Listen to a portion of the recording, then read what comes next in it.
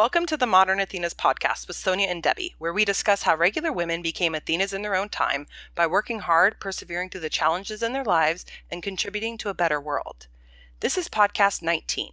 In this podcast, we will be discussing the book Special Agent: My Life on the Front Lines as a Woman in the FBI by Candice DeLong. You can use the link on our website at modernathenas.com to order the book after the podcast. When Candice DeLong joined the FBI, she was one of the few female agents. At that time, women represented less than 4% of a total agent force of 8,000.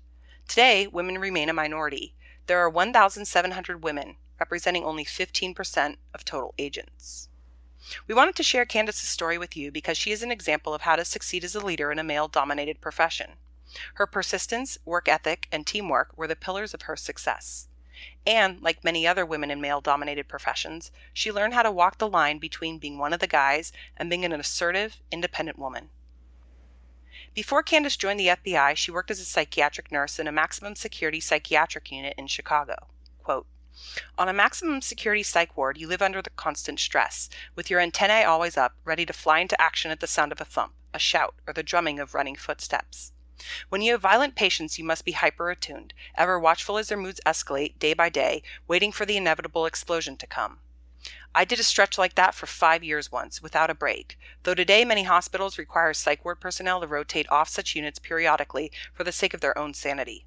But back then, psychiatric nursing was what I believed I was born to do." End quote. So before Candice even joins the FBI, she has this extremely stressful job, working on the psych ward. Yeah, I was reading that and just wondering what kind of toll it must have taken on her early on in her career, where she had to basically live in a detached state all the time. Yeah, she definitely couldn't ride those emotional highs and lows and sort of fits and storms that the patients were riding. And I'm sure that, she felt incredible empathy towards them. But yeah, she would have to have sort of sheltered her from that in order to, come to work every day. Candice's discussion on being a psychiatric nurse provides us a view of mental illness from the provider's perspective, whereas Ellen's story in The Center Cannot Hold provided us a view from the patient's perspective. Quote, "Society makes little enough provision for those who are known to be a danger to others, never mind those who may just have the potential. Our knowledge of the biochemical and psychodynamic roots of violence has barely scratched the surface. Modern psychotropic drugs are a double-edged sword, bringing relief and functionality to so many who might otherwise live in an eternal world of torment, but also fooling us into believing that the profoundly ill, including the violent, are fully able to lead normal lives on medication. Our diagnostic measures are still too crude and the treatments themselves too unreliable to sustain the illusion that such people can get well. We can barely help those who are primarily a danger to themselves because they are dysfunctional. Every medical professional loses patients, which is heartbreaking, but in psychiatry, especially where there is no x-ray or blood test that you can look to as physical evidence of the progression of disease that ultimately conquered your best efforts, it can be devastating. You must set boundaries, of course, but the very nature of mental illness keeps you enmeshed in your patients' emotional lives. The very best nurses remain idealistic, but their goals change to comforting and relieving psychic pain rather than expecting to help patients get well. It can be very hard not to get disillusioned." End quote. I found it really interesting to hear about the treatment and sort of the role that she was playing in these patients' lives in comparison to Ellen's perspective when she was a patient on the ward.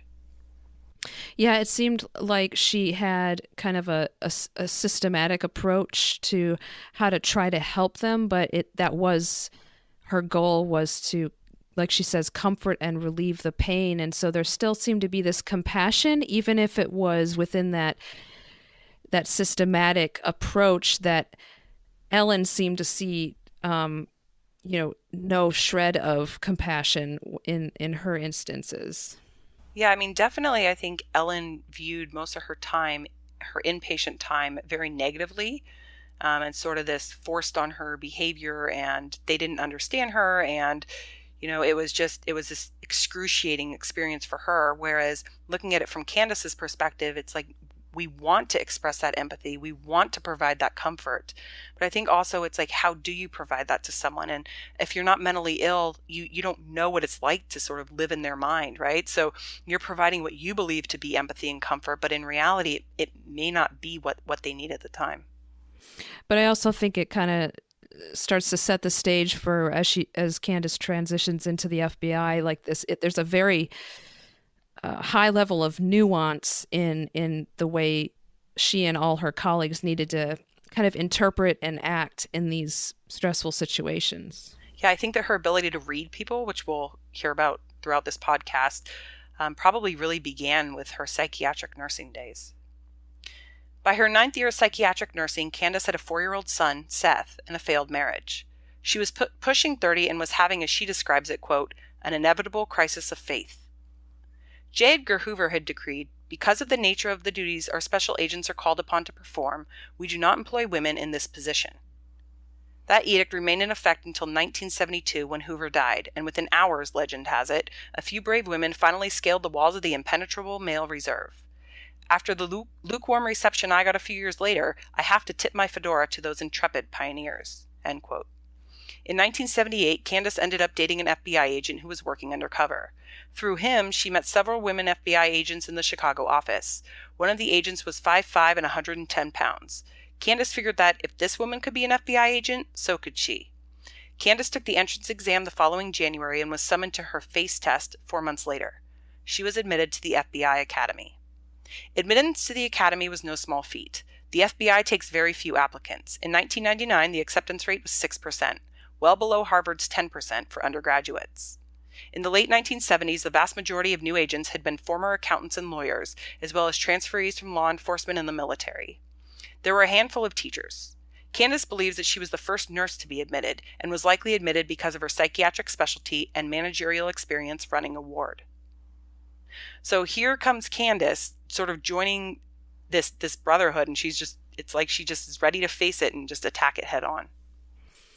Yeah, she's clearly had skills that they needed, and we'll see how that unfolds. But I was wondering because, the medical profession, I would imagine, is more balanced in male to female employees, but then she kind of enters this whole new world that literally just opened up years before. And so I wonder what she thought of that just right off the bat, if she was excited about this new opportunity, or if was she really prepared for kind of the new obstacles that would be in her way? Yeah, I don't know at that time. I guess I could at some point look up the statistics, but for psychiatric nursing, I don't know what the sort of male to female ratio of nurses was. My gut stereotype sort of response would be is that there's a lot. It's heavily dominated by women. So in fact, she may have actually gone from one end of the polarity spectrum to the other. And I'm not sure she knew really what she was getting into, which we're just about to talk about, when she decided to go to the academy. Before Candice left for the FBI Academy, her boyfriend and his fellow FBI agent whipped her into shape, convinced she would need to run 2 miles in 10 minutes and do 100 perfect push-ups in order to pass, yet, quote, when I got to Quantico, I was amazed to learn that 35 push-ups was considered excellent, especially for a woman, that not many Olympians can run 2 miles in 10 minutes, and that plenty of my fellow trainees were so unfit that they'd have to hail a cab to catch a bus, end quote. So before she even reports, she's got this sort of notion in her mind that being physically fit is going to make her, fit in with others, and then she gets there and it's kind of dispelled by these people who, weren't in physical shape, which, it makes me kind of wonder because, you're going to the FBI Academy. Isn't one of the things that you'd really want to make sure of is that you're in good physical shape? Well, it's kind of the first test, and like a very visual and tangible test of, physical fitness. It's maybe like proof that they're even able to be considered. And so I thought it was interesting that 35 push-ups was considered excellent for a woman. So she was already setting her standard for herself according to the standard of the men that were really around her, and so she kind of didn't really think twice about that standard that they were setting for themselves. And so I think that shows a little bit of this kind of surprise that there is this disparity between men and women and the standards expected for them. Yeah, it was interesting as I was reading the 35 push-ups. I know one of our listeners is going to correct me if I'm very wrong on this, but when I got commissioned into the Army, I believe 18 push-ups was the minimum for women, and 43 was what you had to do to get a max score. And when we went to sort of our like pre-commissioning sort of summer camp or training the year before our senior year, I will never forget this girl that literally couldn't do 10 push-ups. And during the physical training test, and like my heart just broke for her, because here she comes to like doing this training, and if you can't get over that hurdle, you can't even start.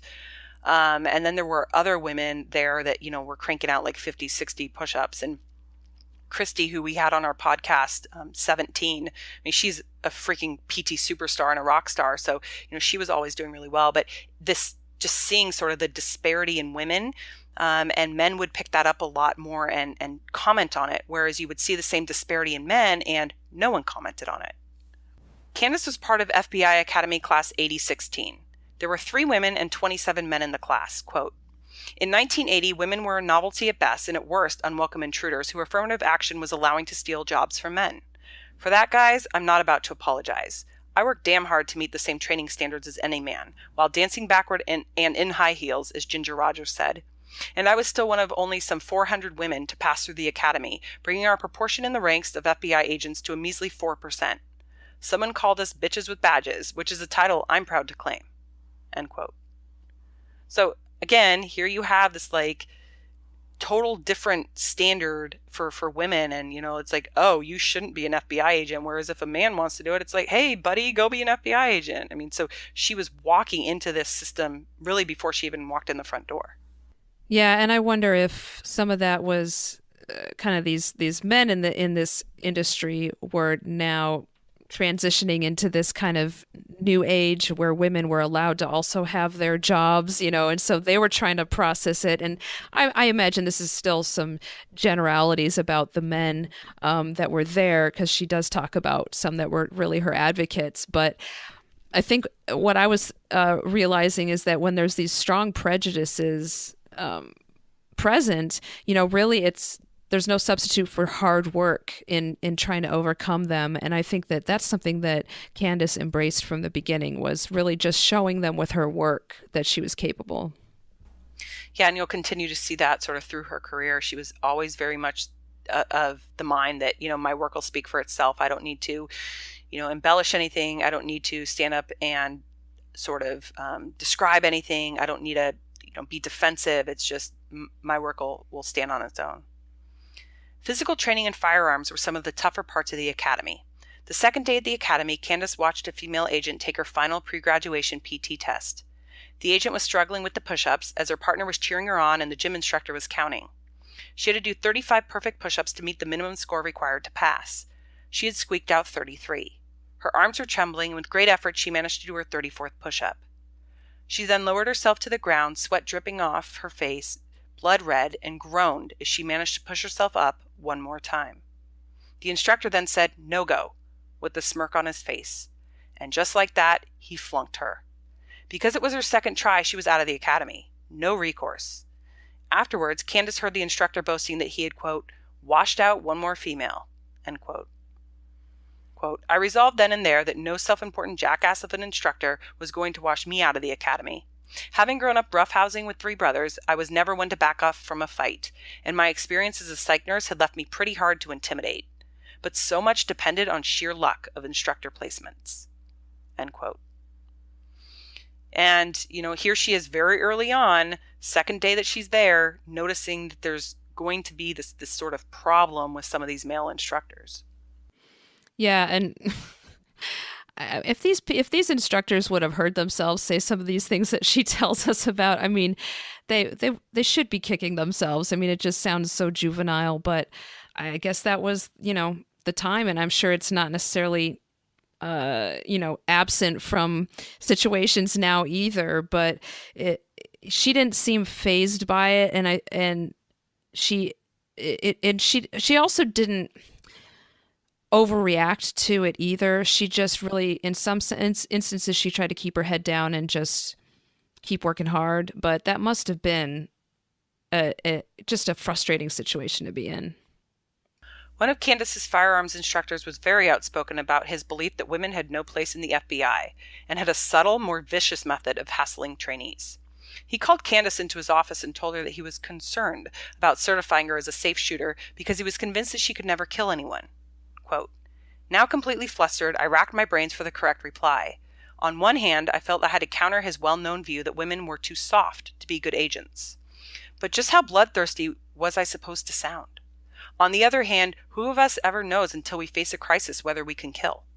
At that point, I had never been exposed to a situation in which lives, including my own, were endangered, and I had a gun. And would this deficiency in me that he had detected, an inability to kill, get me kicked out of the academy?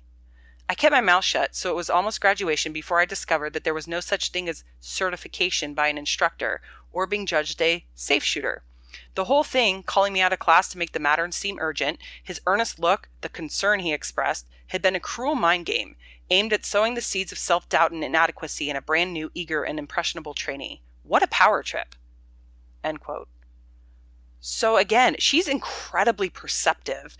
And as it's going on, she seems to appear to know sort of what's happening and know the game, and is kind of 2 or 3 moves ahead in her strategy and isn't emotionally reacting to the words, which is obviously what they wanted her to do, was to have this, quote, female emotional reaction, right? Yeah, she definitely stayed calm, cool, collected, and in a way that kind of showed, I thought, her confidence, which manifested itself in a couple different ways. Candice dreaded the obstacle course at the academy, but an encouraging instructor counseled, quote, "Just go through it slowly and methodically, solving one problem at a time. No one is expecting you to set any speed records," which still strikes me as pretty good advice for anything you'll ever face in life. So we all took it easy, helping each other through it, and we all made it unscathed, end quote. So I thought this was just a great metaphor for life, right? You got to solve one problem at a time. You kind of got to line them up and shoot them down. And with a good team behind you and sort of supporting each other rather than always competing with each other, you can bring everybody across the finish line rather than just getting yourself across the finish line. Candice was the only mother in her FBI Academy class. She was routinely needled about why she wanted to become an agent when she had a child to care for. She managed to avoid the obvious rebuttal, "Because I have a kid to take care of and I have to make a living." She was also scolded regarding the physical risks of the job. But the truth is that more parents are killed in car accidents each year than while working as cops or FBI agents. And many of the male agents had children. So why was it that fathers who placed themselves in physical jeopardy were deemed valiant and courageous, while mothers were considered irresponsible? So, here she is just reflecting again on this double standard of parenting, which I think in some respects still exists today. Yeah, I think some of this kind of double standard language for men versus language for women still definitely translates to certain situations today. Yeah, and it's interesting because I always use this example, but I one of the law firms that I worked at very early on in my career, there was a father who used to take off every Wednesday at 2 p.m. to coach his son's soccer team. And everybody thought that was just really awesome. And he's so involved in his son's life. And isn't that amazing?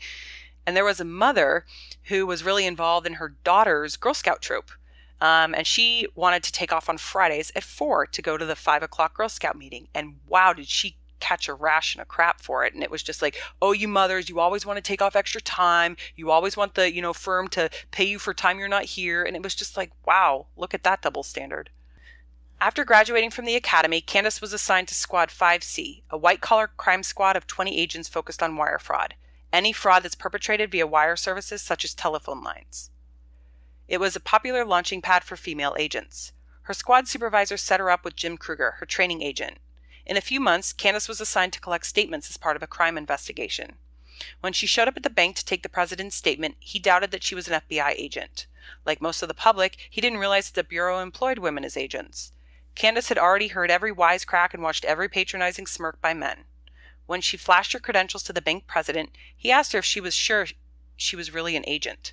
She handed him her business card. He said, quote, "Well, Ms. DeLong, if this is really you, would you have dinner with me tonight?" End quote. Candice looked at her credentials and fumed. The boys in 5C had enhanced her photo by putting her face on the reclining body of a voluptuous nude. Candice and the bank president laughed together at the gag, and she declined dinner. He gave her free checking for a year. End quote. So I was thinking, was this hazing because she was new to the squad in Chicago, or was this hazing because she was female? And I was like, oh, I think it's hazing because she was a woman, and it just, it kind of just gives you this gut wrenching, kind of horrific feeling. Well, again, it feels like middle school in a sense, like where I think that they were probably trying to see if they could test her and make her, crack, and maybe she would cry and run away. But, she really kept a sense of humor about it, and that must have been. I have two brothers, so I mean, I think that she probably had a good sense of humor because she had brothers as well. But, that I feel like this was a turning point for her because she kind of stood her ground, and we do start to see maybe some more respect that her colleagues have for her after this point. But what a harsh way to gain it. I mean, I would have been mortified.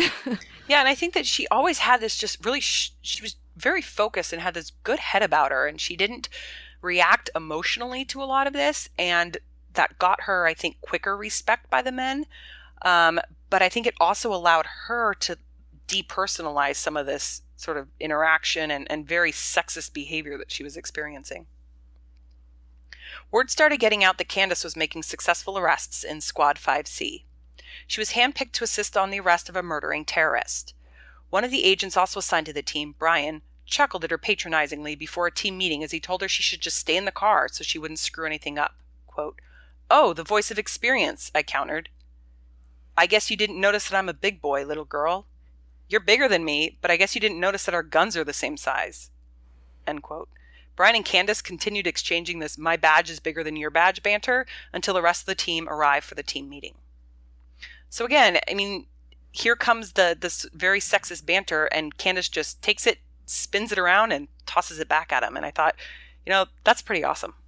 Yes, I've never been one to be good at comebacks, and I was like, yeah, I gotta.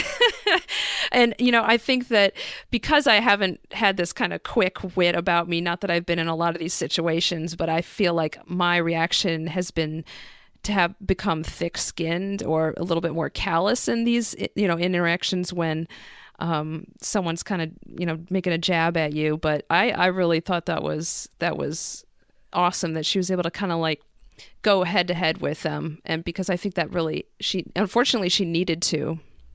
Yeah, I know, it's interesting. I've been in so many of these like male dominated worlds. I honestly don't even hear the sexism anymore. I've heard it so much that it's just kind of like passes me right by, and I just keep moving forward because, if you're going to latch onto every single one of these things, you are going to become emotional, and then you're going to become invested in the wrong thing. Your focus is going to get off of what you're supposed to be doing and onto this. Well, he said this to me and I didn't like this, and then he said this, and then he's acting this way, and it's like, wow, that's what they want. They want to distract you over here with the big shiny thing. So don't get distracted. Just kind of focus on why you're there. And again, like Candice did, prove yourself through your work. As Candice worked through many of the sexist jokes and the patronizing behavior and the lewd comments of the male agents, a few of the male agents stood out and became some of her greatest advocates. Quote, "The more accomplished and effective the agent, the more generous he would be at bootstrapping rookies, and the less likely he would be to sandbag others, especially such easy targets as women." End quote. So again, you have this when people are very comfortable in their own skin and comfortable with the accomplishments and work that they've done, and let their, and aren't insecure or deflecting, it's easier for them to support others. Candice moved squads within the Chicago field office as her experience grew. On one case, she was, quote, assigned to the hotline fielding anonymous tips from the public, work that is considered too important to be done by civilians, yet also recognized as time-consuming, onerous sifting for needles in a mile-high haystack of unproductive and crank calls, end quote. Most of the agents manning the lines were women, a measure of how low on the investigative totem pole women were, considering that there were only a couple handfuls of them in the entire Chicago bureau. Quote, "One of the female agents loudly complained about the gender discrimination that kept us glued to the phones while the men hit the street every day, chasing down tips. She wasn't wrong, but her tactics were. I knew that bellyaching would never work. I was determined to pick up a lead decent enough to get me out of there, and fast," end quote. So again, here you have Candice not chasing the shiny thing, which is those sexist comments. And she's like, no, I'm going to work hard and I'm going to let my work speak for itself. I mean, she was kind of an optimist too, I think.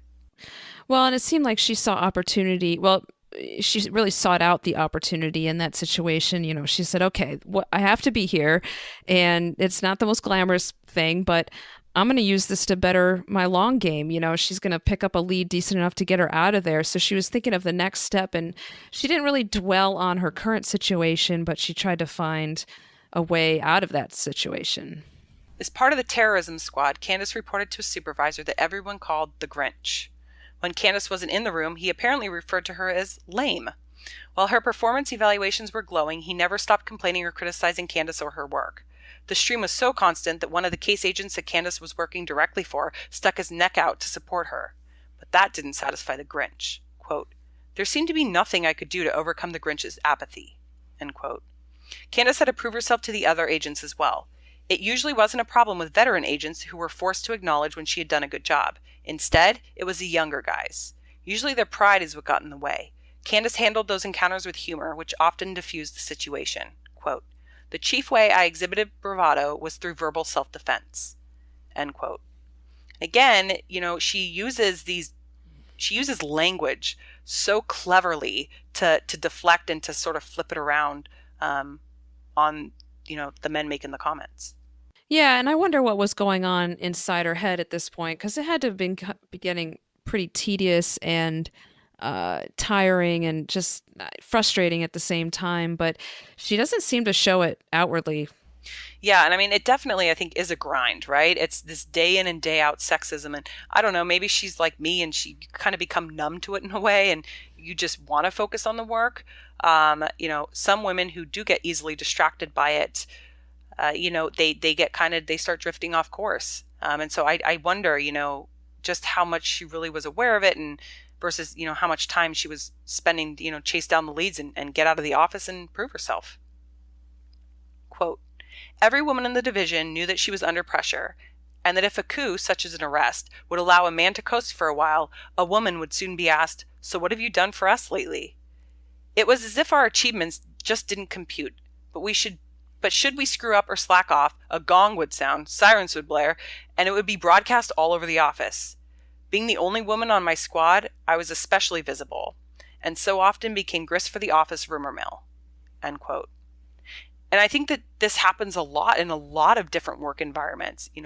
Guys have this ability to, just be a bro and coast. And, if we go to the bar together, we go to a, sporting event together, it's all good, man. And then when a woman who's usually pulling more than her weight, something goes wrong, it's like, oh, look, she screwed up. Mm-hmm. Well, and I think I've talked about working in the arts. I don't necessarily see quite that defined divide so much. I've felt like, at least the way it's described, I feel it's a bit more blended. But definitely that double standard, we see it even more, even across political divides now, or other areas as well. It seems that double standard can kind of bleed over into not just gender issues, but other issues as well. Candice didn't just watch out for herself. In one instance, there was a new female on her squad that everyone called the Ice Woman because of her Nordic looks. Her personality was spirited and adventurous. Fresh out of the academy, she was so enthusiastic and eager to please that the guys were running all over her. Candice took her under her wing, warning her, quote, "Don't let them do that. They'll make you a doormat if you give them half a chance." End quote. Candice and Ice Woman would work many cases together and eventually become good friends. Quote, "The Ice Woman was 9 years younger than me, so I started out as her mentor before we became partners on the drug squad and then close friends. She was a real go-getter, one of the finest agents I have ever had the pleasure to work with, making incredible cases like the bust of the Madam when she only had 3 or 4 years in the bureau under her belt. It was rare for women to team up, except on the occasional case, simply because there were still so few of us. Even as recently as the late 1980s, there were only about 30 women out of some 400 agents in the Chicago division. Unfortunately, our scarcity itself did not breed sisterly camaraderie. We were all struggling to maintain our footing among the men. For some female agents, the ongoing battle to be perceived as equal seemed to necessitate shunning other women, as if being one of the girls would drag them down. There were some who were hyper-conscious of other women's potential to fail, as if all the rest of us in the division would be tarred with the same brush. Some women had an unhealthy sense of competition with others, reflected in the, quote, Queen Bee syndrome, end quote. So It's interesting because as I was reading this, I was thinking of the women at JPL and at Langley, which we did covered in podcast 1 to 3. But it's this idea that you actually are stronger by bringing up the women behind you than by spending your time pushing them backwards on the ladder. Well, and it sounds like from sheer numbers in the FBI at this point, it was a bit more fragmented because there just weren't that many women and they weren't necessarily working together. And so the camaraderie didn't, it seemed like they had to really work for it. But at JPL and Langley, I was thinking the same thing. They were more closely situated. The women were working together. They were put together and in greater numbers. So that camaraderie was kind of like almost like a default, but then it really grew stronger. So it definitely seemed to be something that Candice latched onto and that Ice Woman was able to really benefit from. Yeah, by the way, I just want to mention something that's so irritating. Like, she got her nickname because of her Nordic looks. Like, find for me guys that get their nickname because of their looks. It's like, it's not that many. They always get their nicknames from personality traits or, some crazy thing they did. But women, it seems to just attach. Candice transferred to a drug squad. Her supervisor, Elaine Smith, was half of one of the Bureau's first double agent couples and was the first and only female supervisor among 25 supervisors in the division. Elaine was famous for her tremendous skill at developing informants and would often guest lecture on the subject at Quantico. She had a magic touch that was admired from both male and female agents. When Candice asked her the secret of her success, she told Candice a story. Quote, she was assisting on a massive arrest, and amid the entire hubbub, she saw a black woman being handcuffed and placed in a car. Elaine went over, opened the car door, and sat down beside her in the back seat, asking whether there was anything she could do to make the woman more comfortable. They started talking, and a few days later, the woman called her from jail to say, "Can you come over here? I'd like to talk to you." It wasn't even Elaine's case, but she rushed right over, and what the woman told her cracked the case wide open. "Why did you pick me?" Elaine asked, certain that the woman had already stood up to hour upon hour of interrogation. The woman answered, "Because you were the only one who really, really was nice to me." That was a lesson I never forgot, and more than once in my career it has worked for me too. When I train new agents, I always pass it on. End quote. So you can call it like a woman's intuition, but I think that women have this innate capacity to connect with each other, that, it's, in this case, it was really beneficial for her work. Well, we saw that with Gertrude and how she really needed to, Gertrude Bell in episode 9, had to really branch out and make those emotional connections with people to really further her mission. And Elaine seemed to be able to do the same thing, but Candice saw the value in that. And I'm sure that there were other agents that weren't necessarily women that were sure enough in themselves, and like she talked about, effective and appropriate agents that were not focused on the wrong things, that maybe they saw that had that kind of intuition as well, but that seemed to be the key, and all these other people were kind of missing that opportunity. In addition to making her way up the FBI's food chain, Candice raised her son. In an effort to stay in shape and not become an overweight agent, she would run at night in her neighborhood, her son following behind on his bike. Eventually, other neighborhood kids joined them, and it became a nightly ritual. When Candice was too tired to run, the boys would come to her front door and ask her when they were going. More than once, it was the neighborhood kids who got Candice out of the road and pounding pavement. So here we have Candice, working, engaged in all of these activities at work and working her way through all these interpersonal relationships. And then she's got this whole other side of her life going on at home where she's a single mom raising her son. And, she's finding balance in, fitting in her physical fitness with time with her son. And I just admired how she managed to sort of keep all the balls in the air and everything afloat. Candice bought a fixer-upper that ended up becoming a money pit. All of her spare money went into home projects, and she began to live paycheck by paycheck. Eventually, she took on extra shifts as a psych nurse to make a little money on the side. That was strictly prohibited by the Bureau, but she figured that she was unlikely to run into an agent at the hospital. It was her patients who were teaching her to focus on what mattered and to let the rest go. It stopped her from being tormented by all of her immediate problems. And she created a new DeLongism, quote, "You need a little dose of cancer." Meaning, whatever someone like me was going through, it was nowhere as bad as things could get. Is anybody hurt? I'd ask myself. Is anybody dying? Well then, what is there to get upset about? End quote. So, Candice maintained this perspective that she had, about all this stuff going on at work and, how bad was it when she would have these shifts on the psych ward on the side.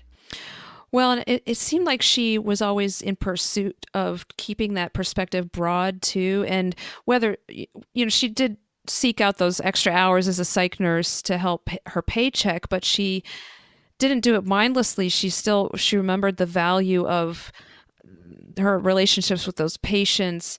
And so it wouldn't occur to me in a way to kind of find balance from an intense job as an FBI agent to go work at a psych ward, but it was really neat to see how she was able to find that as an opportunity to kind of balance out the elements that she wasn't finding at the FBI. Yeah, and I also have to say, I really liked how she just flaunted the FBI's regulations and went to work as a psych nurse for the extra shifts. She was basically saying, you know what, this is my free time and I'm going to do what I want. And I'm not advocating people flaunting their work regulations, but I think that there was something about it and something about her sort of can do, going to go get after it, get what I need in this world attitude that I really admired. The Office of Professional Responsibility is the FBI's internal affairs. It is responsible to investigate any breach of the Bureau's rules, from piddling offenses to felonies. Quote, one of the worst violations an agent can be accused of is lack of candor, which encompasses the full spectrum of dissembling from outright lying to failing to confess transgressions. End quote. Few agents make it through an entire career without a few OPR reviews. A great many of the complaints to OPR arise from within the Bureau, from agents informing on other agents, sometimes anonymously, which allows for the proliferation of minor bogus complaints. There are also inevitably agents who will tattle to the OPR just to make trouble for others. It's called jamming. Candice got the normal amount of OPR complaints, from running a home renovation business from the office to hauling lumber in a Bureau car. Quote, for both Elaine and me, all the charges were determined to be unfounded. Preposterous as they were, they had to be investigated. What a waste of everybody's time and energy. This is the kind of intramural terrorism that tends to go on in closed systems like academia, the military, and the FBI. While jockeying for power, backstabbing, and slacking off are all rampant in the private sector, but become recreational for some people in jobs that nobody leaves. End quote. Again, I mean, look at how she's handling these complaints about herself. Just this kind of matter of fact, well, this happens, and I'm not going to dwell on it, and I'm not going to focus on it, and I'm just going to kind of keep moving forward. I also sense that when those things did happen, it almost made her smarter. It clued her in as to how people were reacting to her and her ability, and she probably just got more and more savvy and able to kind of read people, even in a more refined way. Yeah, and I love the term intramural terrorism, because I do think that this happens not only in closed systems where it's hard to get people fired, but also in corporate America. People for some reason really love to sort of inform and get other people in trouble. And again, I think it comes from like this place of insecurity with themselves, but it's sometimes fascinating to watch because it can be really frustrating if you're on the receiving end of it until you learn that, oh, you're just one of 90 people that they've done this to. Candice eventually left the Chicago field office and transferred to the San Francisco field office. In San Francisco, they were running down every potential lead on the Unabomber, a male who was sending bombs through the mail to various academics around the country. Eventually, the Unabomber's brother went to the FBI, suspecting that his brother Ted Kaczynski might be the Unabomber. It was the break that the case needed. They were years into the investigation, and otherwise they were no closer to identifying the bomber. With the brother's help, the FBI staked out Ted's cabin in Montana. For weeks, Candice and John, who she was in a relationship with at the time, stayed in Lincoln, Montana. Candice and John, along with the agents who stayed in San Francisco, continued to investigate Kaczynski in an effort to obtain a search warrant for the cabin. As they closed in, the FBI brass came to join the investigation and stakeout team. The showdown was set for April 4th, 1996. On April 2nd, while San Francisco prosecutors feverishly worked to get the final touches into the affidavit for the search warrant, the press got wind of the planned takedown. The FBI decided that it could wait no longer. Eventually, the press would show up in Montana, and then they could easily turn a search warrant into a dangerous battle with the bomber. On April 3rd, some 100 field agents, including the San Francisco SWAT team and bomb specialists from both Bureau and the Department of Defense, arrived in Montana to be briefed on the arrest plan. The team knew that they had to draw Kaczynski out of the cabin. Who knew what kind of bombs and explosives were in there, or what the damage could be to all the agents in the area if Kaczynski decided to fight it out? The team coaxed Kaczynski out of his cabin by taking the local forestry agent and a local rancher who had sold Kaczynski his plot of land some 20 years earlier to the cabin. They approached, talking about the property line in a loud enough voice Kaczynski could hear. Kaczynski came out of the cabin and was immediately jumped by 2 FBI agents. He was handcuffed and hustled down the road to another cabin, where he was seated at a table. Candice was in the cabin with Kaczynski. He was not yet under arrest, but was only being detained as a search warrant was being executed. As an FBI agent told Kaczynski what they were looking for, he very calmly stated that because it seemed like he was in some kind of trouble, he would like an attorney. As the hours wore on, Kaczynski never asked what he would be charged with should the agents find the materials listed in the search warrant. Candice took it as demonstrated consciousness of guilt, that he already knew that they would find what they were looking for in the cabin. Candice spent the next hours with Kaczynski, draping a jacket around his shivering shoulders, holding a soda can up so that he could drink from it. She made small talk with him, discussing what it was like for him to live off the land. Late in the afternoon, Ted Kaczynski was officially arrested. He never offered a word of denial, never acted surprised, and never blinked when an FBI agent told him that he was suspected of being the Unabomber. The arrest wrapped up years of investigation by the Unabomber team. There had been some agents who had been on the case for nearly a decade. Candice's participation in the stakeout and the arrest demonstrated just how far she had come from her entry into the academy. So, for our older listeners, they'll remember the Unabomber case. I mean, it was infamous around the country because Kaczynski would just mail these bombs to like academics at their home or their office, and they would blow up. And sometimes he would address or put the return label on the package to be something that the academic actually knew. So they thought that they recognized the package and they would open it. And I mean, he did have some duds, but the majority of his, explosives exploded. And so it was a huge investigation. Again, hundreds of agents from the FBI and all sorts of agencies, we're trying to find this guy, and you arrest him. And here's Candice sitting at the table right in front of this guy and engaging him on this interpersonal level.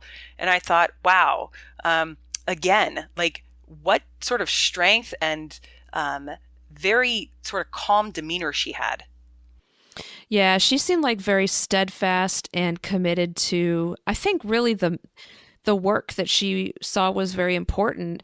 And so all those years of all the people that tried to, pull her down, whether they were male or female, she stayed the course, and here she was. And I wonder what those people who tried to pull her down and weren't there in the cabin with the Unabomber, what they thought. And, did it change them? Did they see maybe the value in her commitment and just kind of her attitude? And did they even realize that's kind of what kind of contributed in addition to her hard work to get her to that place? Yeah, I'm probably a cynic, but I think that people who try and pull others down the ladder, I think they just don't ever change. And sometimes I don't think they're even aware that they're doing it. But I think it's hard for people to change how they approach others and to change their mindset. And, I'm not sure that people who were trying to pull her down or people guys making sexist comments to her early on in her career would even care or notice that she'd been successful, right? It's like, oh, well, she's an isolated case, or, oh, she got a lot of handouts and a lot of luck that got her to where she went. There's always some kind of an excuse. It's never just, she worked really hard and she got where she got because of the work and effort that she put in. And I just, I think these days it's not just limited to a sort of a man and woman issue, gender, but I think it happens across all sort of gender lines and spectrums. People just can't be happy for other people's success, and they can't, stop making excuses as to why that person did well and, maybe they didn't do as well. And on that note, that's all we have for today. Thanks for listening and downloading and sharing this experience with us. You can also interact with us and follow us on Facebook, Twitter, and Instagram, where we announce episodes and share additional information about each podcast. If you have questions or comments about today's podcast, please submit them via our website at modernathenas.com. You can also interact with us on our Facebook page under Modern Athenas, on our Twitter account at Modern Athenas, or on our Instagram at the Modern Athenas Podcast. We'd also appreciate if you could support our podcast by leaving us a review on iTunes or Stitcher and subscribing to the podcast. On our next podcast, we will be discussing the book, The Lighthouse Keeper's Daughter, the remarkable true story of American heroine Ida Lewis, by Lenore Scommel. As we leave you today, we want to remind you to never forget that each of you, like each of the modern Athenas we have discussed in all of our podcasts, has the power and capacity to be a change maker in your world. Work hard, dream big, and reach for the stars.